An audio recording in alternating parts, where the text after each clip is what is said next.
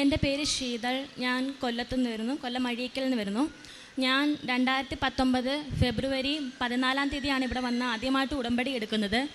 ആദ്യമായിട്ട് ഉടമ്പടി എടുത്തതിൽ ഞാൻ വെച്ചത് ഞങ്ങൾക്കൊരു കുഞ്ഞിനെ കിട്ടണമെന്നുള്ളൊരു അപേക്ഷയായിരുന്നു. അതിൽ ഉടമ്പടി എടുത്ത് 1 വർഷത്തിന് ശേഷം ഞങ്ങൾക്കൊരു ഞാൻ പ്രഗ്നൻ്റ് ആവുകയും, പക്ഷേ കൊറോണ സമയത്ത് 9ാം മാസത്തിൽ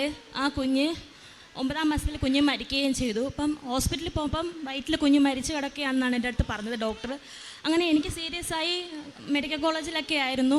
പക്ഷേ അവിടെ നിന്ന് മാതാവ് എൻ്റെ ജീവൻ രക്ഷിച്ചു. കുഞ്ഞിനെ 5ൻ്റെ അന്നാണ് ഡെലിവറി ചെയ്ത് പുറത്തെടുക്കുന്നത്. അതിനുശേഷം ഞങ്ങൾക്ക് 1.5 വർഷം കഴിഞ്ഞിട്ടും കുഞ്ഞുങ്ങളുണ്ടായില്ല. ആദ്യത്തെ ഡെലിവറി സമയത്താണ് ഞങ്ങൾ അറിയുന്നത് എനിക്ക് ഇരട്ട ഗർഭപാത്രമാണെന്നറിയുന്നത്. ആദ്യത്തെ ഡെലിവറിയുടെ സമയത്താണ്. അതുവരെ അറിയില്ലായിരുന്നു ഇരട്ട ഗർഭപാത്രമാണെന്നോ അങ്ങനെയൊന്നും അറിയില്ലായിരുന്നു. ഇരട്ട ഗർഭപാത്രത്തിൻ്റെ കേസിൽ കുഞ്ഞുങ്ങളുണ്ടാവാൻ പാടാണെന്നാണ് ഡോക്ടേഴ്സ് അന്ന് പറഞ്ഞത്. അതുപോലെ തന്നെ 36 വീക്സ് വരെ കുഞ്ഞിന് വളരാൻ അതിനകത്ത് സ്പേസ് ഉള്ളൂ. അതിനുശേഷം കുഞ്ഞ് അതിനകത്ത് കടന്നാൽ ശ്വാസം മുട്ടി കുഞ്ഞിന് അപകടം സംഭവിക്കും. ചിലപ്പോൾ അതുകൊണ്ടായിരിക്കാം ആദ്യത്തെ കുഞ്ഞിന് അങ്ങനെ സംഭവിച്ചു പോയത്. അപ്പം ദൈവം അന്ന് ഞങ്ങൾക്ക് കണ്ടെത്തി തരികയായിരുന്നു. നമുക്ക് സാധാരണ സ്കാനിങ്ങിലൂടെയൊന്നും ഇരട്ട ഗർഭപാത്രത്തിൻ്റെ അറിയാൻ സാധിക്കില്ല. കുഞ്ഞ് മരിച്ചത് കൊണ്ടാണ് ഞങ്ങൾ മെഡിക്കൽ കോളേജിലെത്തുകയും MRI ചെയ്ത് ഇരട്ട ഗർഭപാത്രമാണെന്ന് അറിയാൻ സാധിക്കുകയും ചെയ്തത്. അതിനുശേഷം ഞങ്ങൾക്ക് 1.5 വർഷമായിട്ടും കുഞ്ഞുങ്ങളുണ്ടായില്ല. പിന്നെ ഞങ്ങൾ ഡോക്ടറിനെ കാണാൻ ചെന്നപ്പോഴത്തേക്കും ഹസ്ബൻഡിന് കൗണ്ട് കുറവുണ്ടാകുമെന്ന് പറഞ്ഞു. വളരെ കുറവായിരുന്നു. അപ്പം മരുന്നൊക്കെ കഴിക്കുന്നുണ്ടായിരുന്നു. അപ്പം അതിനുശേഷം ഞങ്ങൾക്ക് ഉടമ്പടി മുടങ്ങിപ്പോയായിരുന്നു. ഉടമ്പടി എനിക്ക് പൂർത്തീകരിക്കാൻ പറ്റിയില്ലായിരുന്നു.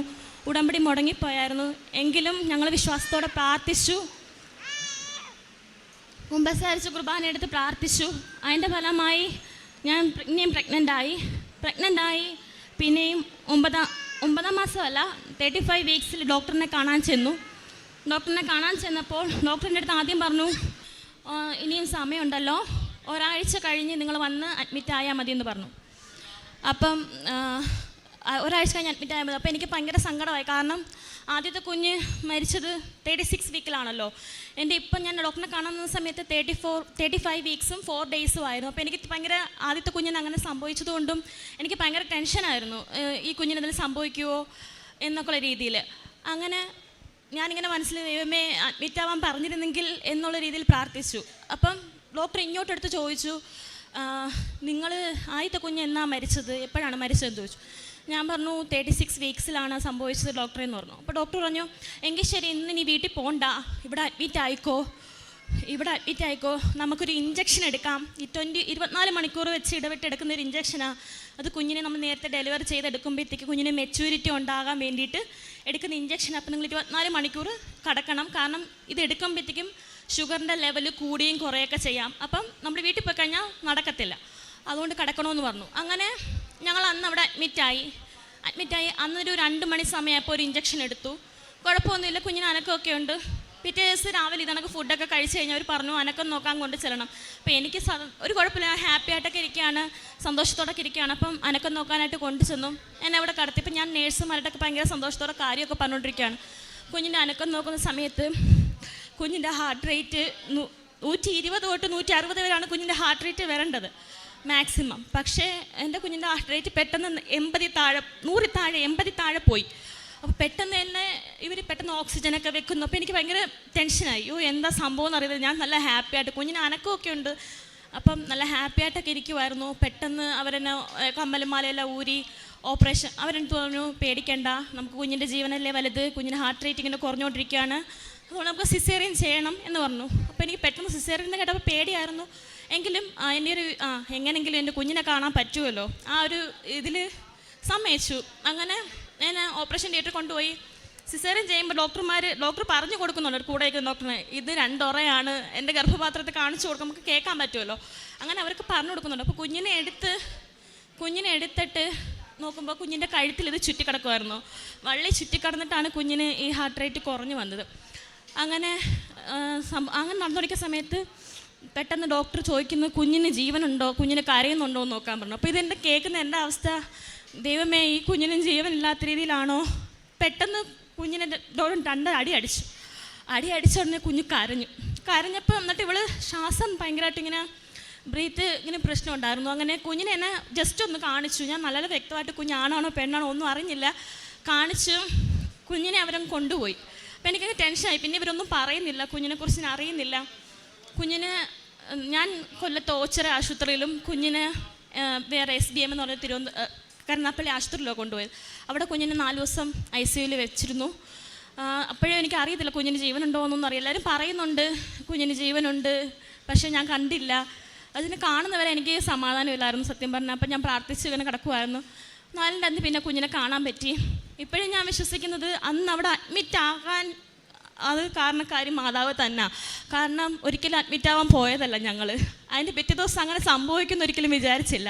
പക്ഷേ മാതാവ് നേരത്തെ കൂട്ടി എന്നെ അഡ്മിറ്റ് ആക്കുകയും അവിടെ ചെന്ന് മാതാവ് തന്നെ പെട്ടെന്ന് 1 മാസം ഡിഫറൻസ്. ഒക്ടോബർ 17 ഡേറ്റ് പറഞ്ഞു, സെപ്റ്റംബർ 17-ാം തീയതി അവൾ പുറത്തു വന്നു.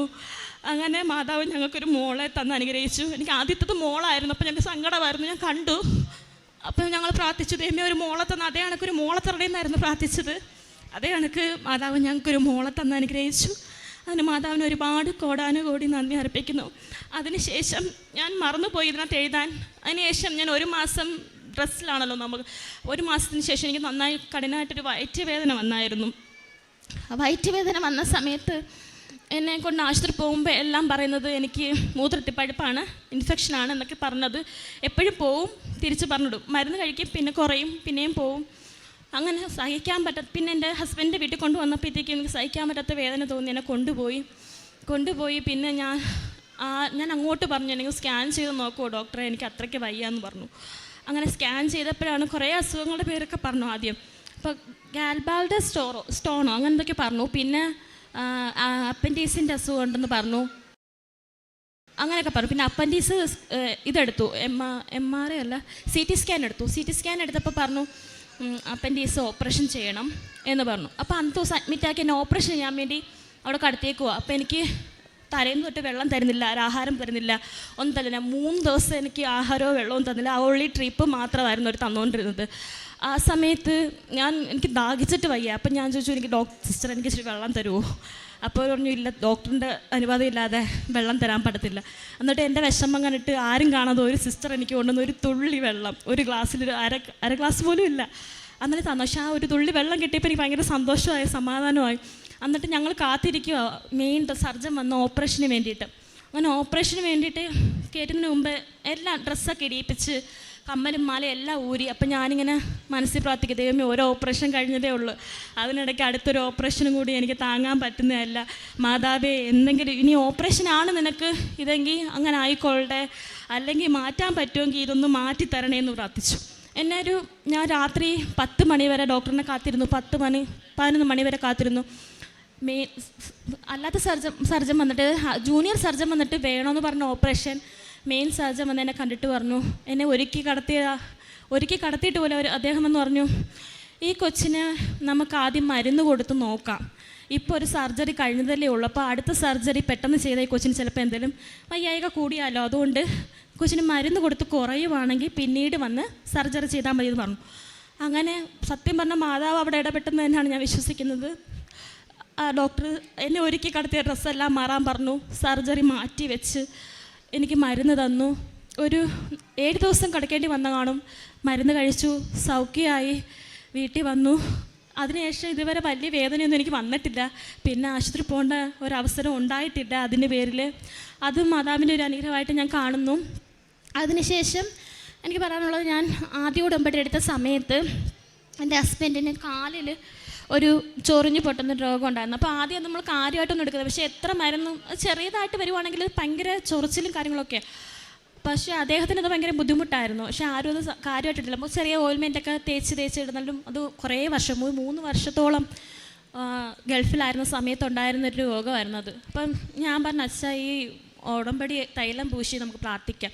രാത്രി കിടക്കുമ്പോഴത്തേക്കും ഞാൻ പുള്ളിക്കാരനെ തൈലം പെടുത്തി പ്രാർത്ഥിച്ചു കൊടുക്കുമായിരുന്നു. ഒരു 3-4 ദിവസമേ ഞാനത് തേച്ചത് എനിക്ക് ഓർമ്മയുള്ളൂ. പക്ഷേ എനിക്ക് എങ്ങനെയാണെന്നറിയത്തില്ല, ആ കാലിൽ ചൊറിഞ്ഞ് തടിക്കുന്ന ആ അസുഖം പിന്നെ വന്നിട്ടില്ല. ഇതുവരെ ആ അസുഖം ഇല്ല. ആ കാലിലെ പാട് പോലും മാറി. പിന്നെ അദ്ദേഹത്തിനൊരു ഗൾഫിലായിരുന്ന സമയത്ത് 3 വർഷമായിട്ടൊരു വയറ്റ് വേദന ഉണ്ടായിരുന്നു. ഇടയ്ക്കിടയ്ക്ക് എന്ത് കഴിച്ചാലേ ആഹാരങ്ങളൊക്കെ കഴിക്കുമ്പോഴോ എന്തുകൊണ്ടാണ് വയറ്റ് വേദന വരുന്നതെന്നൊന്നും അറിയത്തില്ലായിരുന്നു. അപ്പം ഞാൻ ആദ്യം ഒന്ന് ഉടമ്പടി എടുത്ത സമയത്ത് ആ വയറ്റ് വേദനയെക്കുറിച്ച് ചെയ്തിട്ടുണ്ട്. മാതാവേ വയറ്റ് വേദന മാറ്റി കൊടുക്കണമെന്ന് പറഞ്ഞ് ഉടമ്പടി വെച്ചിട്ടുണ്ടായിരുന്നു. ആ ഉടമ്പടി എടുത്ത് ഞാൻ വീട്ടിൽ പോയി 1-2 വട്ടമേ പിന്നെ വന്നിട്ടുള്ളൂ തോന്നുന്നു ആ വേദന. പിന്നെ ഇതുവരെ വന്നിട്ടില്ല. ഞാൻ ഇന്നലെയും വിളിച്ചിട്ട് ഞാൻ ചോദിച്ചു, വെച്ചാൽ വയറ്റ് വേദന ഇപ്പോൾ വരാറുണ്ടോ? ഞാൻ ഇപ്പോൾ ഗൾഫിൽ പോയി അദ്ദേഹം. അപ്പം ഇല്ല, എനിക്കിതുവരെ പിന്നെ വന്നിട്ടില്ല വയറ്റ് വേദന. ഇതുവരെ ദൈവം സഹായിച്ച വയറ്റ് വേദന പിന്നെ വന്നിട്ടില്ല. അതും മാതാവ് തന്ന ഒരു അനുഗ്രഹമായിട്ടും ഞാൻ കരുതുന്നു. പിന്നെ ഞങ്ങൾക്ക് കുറച്ച് കടബാധ്യതയൊക്കെ ഉണ്ടായിരുന്നു. അപ്പം ഞാനിവിടെ ആദ്യം ഉടമ്പടി എടുത്ത് കൊടുത്ത് വെച്ചൊരു മെയിൻ കാര്യം കടബാധ്യത മാറാൻ കുറേ ഉണ്ടായിരുന്നു. പക്ഷെ കുറേ ദൈവം സഹായിച്ച് മാറി. പക്ഷേ തീരാത്തതിൻ്റെ ഒരു പലിശക്കട 3 ലക്ഷത്തിൻ്റെ ഒരു പലിശക്കട ഉണ്ടായിരുന്നു. അതിൽ ഞങ്ങൾക്ക് വീട്ടിൽ വന്ന ഒരുപാട് പേര്, ഞാൻ പുതുതായിട്ട് കല്യാണം കഴിഞ്ഞ് വന്നെങ്കിലും നമ്മൾക്ക് അവിടുത്തെ അവസ്ഥ കാണുമ്പോൾ നമുക്ക് സങ്കടം വരുമല്ലോ. അപ്പോൾ ഒരുപാട് പേര് അപ്പായും അമ്മേനെ ഒരുപാട് വിഷമിപ്പിക്കുന്നത് ഞാൻ കണ്ടിട്ടുണ്ട്. അപ്പം അതിൻ്റെ പേരിൽ ഞങ്ങൾ വന്ന് എടുത്തതാണ് കടബാധ്യതയ്ക്ക് വേണ്ടിയിട്ട്. അപ്പം എൻ്റെ പപ്പ വേറൊരാൾ വഴിയായിട്ട് ഞങ്ങൾക്കൊരു 3 ലക്ഷം രൂപ സംഘടിപ്പിച്ചു തന്നു. അങ്ങനെ ഞങ്ങൾ 3 ലക്ഷം കൊണ്ട് ഈ പലിശക്കാർക്കൊക്കെ കൊടുത്തു. പക്ഷേ ഇത് അല്ലാതെ തന്നെയല്ല, അവർ 2.5 പലിശ അങ്ങനെ 2.5 എന്തോ കൊടുത്തുകൊണ്ടിരുന്നതാണ്. പക്ഷെ അത് കുറഞ്ഞ പലിശയ്ക്ക് ഞങ്ങൾക്ക് തന്നു. അതിൽ 1 ലക്ഷം രൂപ ഞങ്ങൾ ചിട്ടി അടച്ച് അങ്ങനെ 1 ലക്ഷം രൂപയോളം തീരാറായി. ബാക്കി 2 ലക്ഷം രൂപയേ ഉള്ളൂ. അതിന് ഇപ്പം ദൈവം സഹായിച്ച് എൻ്റെ ഹസ്ബൻഡിൻ്റെ ജോലി ഗൾഫിൽ ശരിയായി, അദ്ദേഹം പോയിട്ടുണ്ട്. ഞങ്ങൾക്ക് വിശ്വാസമുണ്ട് ജോലിയിലൂടെ ആ കടം തീരുമെന്ന് ഞങ്ങൾക്ക് വിശ്വാസമുണ്ട്. അതുപോലെ തന്നെ ഞങ്ങൾ മത്സ്യഫെഡിൽ നിന്ന് ഞങ്ങളൊരു കടം മേടിക്കുന്നുണ്ടായിരുന്നു ഞങ്ങളുടെ ആധാരമൊക്കെ വെച്ചിട്ട്. അപ്പോൾ അതിൽ 4 ലക്ഷം രൂപയായിരുന്നു ഞങ്ങൾ എടുത്തിരുന്നത്. പക്ഷേ അത് അദാലത്തിൽ വെച്ചപ്പോഴത്തേക്കും അത് 3 ലക്ഷം ഉള്ളെന്ന് അവർ പറയുന്നത്. ഞങ്ങൾ 4 ലക്ഷം രൂപ എടുത്തെങ്കിൽ അവർ പറയുന്നത് 3 ലക്ഷം രൂപയെ നിങ്ങൾ എടുത്തിട്ടുള്ളൂ. അത് ഉൾപ്പെടെ ഇപ്പം അടയ്ക്കേണ്ടതായിട്ട് അവർ പറഞ്ഞേക്കുന്നത് 2 ലക്ഷത്തി പലിശയും കൂട്ടുപലിശയും എല്ലാം ഒഴിവാക്കി 2,85,000 രൂപ അടച്ചാൽ മതി എന്നാണ് അവർ പറഞ്ഞേക്കുന്നത് ഞങ്ങളുടെ. പക്ഷേ അത് ഞങ്ങൾക്കിപ്പോൾ ഒറ്റയടിക്ക് അടയ്ക്കാൻ അവർ പറഞ്ഞിട്ടുണ്ട്. പക്ഷേ ഞങ്ങൾക്കത് അടയ്ക്കാൻ വഴിയൊന്നുമില്ല. പക്ഷേ എനിക്ക് വിശ്വാസമുണ്ട് മാതാവ് അതെങ്ങനെയെങ്കിലും അത് പിന്നെയും ആ ഇടയ്ക്കാണ് മത്സ്യബന്ധനത്തിലെ ആൾക്കാർക്ക് എന്തെങ്കിലും പ്രശ്നമുണ്ടെങ്കിൽ കത്തെഴുതി കൊടുക്കുക എന്നും പറഞ്ഞിട്ടൊരു TV-യിലൊരു ന്യൂസൊക്കെ വന്നത്. അങ്ങനെ അതിൻ്റെ കത്തിൽ എഴുതി കൊടുത്തിട്ടുണ്ട്. മാതാവ് സഹായിച്ച് അത് മാറിക്കിട്ടുമെന്ന് ഞാൻ വിശ്വസിക്കുന്നു. മാതാവ് തന്ന അനുഗ്രഹത്തിന് നന്ദി പറയുന്നു. അതുപോലെ തന്നെ ഇപ്പം കുറച്ച് മുമ്പ് ഒരു ചേച്ചി വന്ന് കുഞ്ഞിന് ഫിക്സ് വന്ന കാര്യം പറഞ്ഞപ്പോഴാണ് എനിക്കൊരു കാര്യം ഓർമ്മ വന്നത്. എൻ്റെ മോള് മാർച്ച് മാസം ഞാൻ ഇവിടെ ഒന്ന് ഉടമ്പടി എടുത്തു കഴിഞ്ഞു. അപ്പോൾ ഇയാൾക്ക് ഉറങ്ങിക്കിടന്ന സമയത്ത് ഇങ്ങനെ വിറയിൽ വന്നു. ഭയങ്കരമായിട്ടും കൊണ്ടു കുഞ്ഞ് ഷെവർ ചെയ്തു. അപ്പം ഞാനിങ്ങനെ എടുത്തിങ്ങനെ കൈ വെച്ച് കുറച്ച് കഴിഞ്ഞപ്പോൾ അതങ്ങ് മാറി. അപ്പം ഞാൻ വെച്ച് കുഞ്ഞ് ഉറക്കത്തിൽ സ്വപ്നം കണ്ടതായിരിക്കും, കുഴപ്പമൊന്നും കാണില്ല എന്ന് പറഞ്ഞു. പള്ളിയിൽ വെച്ചായിരുന്നു സംഭവം. അപ്പോൾ ഞാൻ പിന്നെയും വീട്ടിൽ ഒന്ന് കടത്തി കുറച്ച് കഴിഞ്ഞപ്പോൾ പിന്നെയും കുഞ്ഞ് കണക്ക് വിറച്ച് ഭയങ്കരമായിട്ട്. അപ്പോൾ ഞങ്ങൾ പേടിയായി, ഇതെന്താണ്. അപ്പോൾ ഞങ്ങൾ ഡോക്ടറിനെ കൊണ്ട് കാണിച്ചു. ഡോക്ടർ പറഞ്ഞു ചിലപ്പം ജെന്നിയുടെ തുടക്കം വല്ലതുമായിരിക്കും, നിങ്ങൾ കൊണ്ടുപോയി ഒരു സ്കാൻ EEG ടെസ്റ്റ് എന്ന് പറയും, നമ്മൾ ഒരു തലയിലൊക്കെ ഇങ്ങനെ വെച്ചിട്ട് ചെയ്യുന്ന ടെസ്റ്റാണ്. അപ്പോൾ അത് ഭയങ്കര പാടാണ്, കുഞ്ഞ് ഉറങ്ങുമ്പോഴേ ചെയ്യാൻ പറ്റത്തുള്ളൂ. അങ്ങനെ ഞങ്ങൾ ആശുപത്രിയിൽ പോയി. രാവിലെ പോയി ഞങ്ങൾ 7 മണി 8 മണി സമയത്ത് പോയതാണ് ഞങ്ങൾ. അവിടെ ചെന്ന് കുഞ്ഞ് ഒരു കാരണം വെച്ചാൽ ഉറങ്ങുന്നില്ല. അങ്ങനെ ഒരുപാട് കഷ്ടപ്പെട്ട് പ്രാർത്ഥിച്ച് ഈ രൂപമൊക്കെ വെച്ചിട്ട് കാശുരൂപമൊക്കെ വെച്ച് പ്രാർത്ഥിച്ച് അവിടെ വെച്ച് കാശുരൂപം മുറുകെ പിടിച്ച് പ്രാർത്ഥിക്കുമായിരുന്നു. മാതാവേ കുഞ്ഞിന് വേറൊരു അസുഖമൊന്നും ഉണ്ടാവില്ലേ, ടെസ്റ്റിൻ്റെ റിസൾട്ട് വരുമ്പോൾ നോർമൽ ആവണേ എന്നുള്ള പ്രാർത്ഥനയായിരുന്നു. അങ്ങനെ ഇടയ്ക്കിടയ്ക്ക് വന്നുകൊണ്ട് ഞങ്ങൾ കൊണ്ട് കാണിച്ചു, ടെസ്റ്റ് ചെയ്തു. ഇപ്പോൾ റിസൾട്ടിന് ഒരു ദിവസം വൈകുമെന്ന് പറഞ്ഞു. അങ്ങനെ റിസൾട്ട് വന്നു. റിസൾട്ടിനകത്തൊരു കുഴപ്പമില്ലെന്ന് മാതാവ് കാണിച്ചു തന്നു. അത് വലിയൊരു അനുഗ്രഹമായിട്ട് കരുതുന്നു. ഇത്രത്തോളം നന്മകൾ തന്ന ദൈവത്തിന് മാതാവിനും ഒരുപാട് നന്ദി. ലൂക്ക 18:27 മനുഷ്യർക്ക് അസാധ്യമായത് ദൈവത്തിന് സാധ്യമാണ്. ശീതള ഡോക്ടറിനെ കണ്ടപ്പോൾ ഡോക്ടർ പറഞ്ഞത് ഗർഭധരിക്കുവാനുള്ള സാധ്യത വളരെ കുറവാണ് എന്നുള്ളതാണ്. എന്നാൽ ഉടമ്പടിയിൽ നിന്ന ഈ കുടുംബത്തിന് ദൈവം കുഞ്ഞിനെ നൽകുകയും അതോടൊപ്പം തന്നെ തക്ക സമയത്ത് സംരക്ഷണം നൽകുകയും ചെയ്തു. ഉടമ്പടി നേർച്ച വസ്തുക്കൾ ഉപയോഗിച്ചപ്പോൾ പെട്ടെന്ന് ലഭിച്ച രോഗസൗഖ്യം, ഇതെല്ലാം ദൈവത്തിൻ്റെ സാന്നിധ്യമാണ് പ്രകടമാക്കുന്നത്. ഉടമ്പടിയിൽ നിൽക്കുന്ന മക്കൾക്ക് ഓരോ വിഷയങ്ങളിലും അപകടങ്ങളിലുമെല്ലാം ദൈവത്തിൻ്റെ സംരക്ഷണം ലഭിക്കും. ദൈവഭക്തന് ലഭിക്കുന്ന വലിയൊരു ആനുകൂല്യമാണ് ദൈവത്തിൻ്റെ സാന്നിധ്യവും സംരക്ഷണവും. പരിശുദ്ധ അമ്മയിലൂടെ ദൈവം നൽകിയ അനുഗ്രഹങ്ങൾക്ക് കൈയടിച്ച് ദൈവത്തെ മഹത്വപ്പെടുത്താം. യേശുവേ നന്ദി, യേശുവേ സ്തോത്രം, യേശുവേ ആരാധന.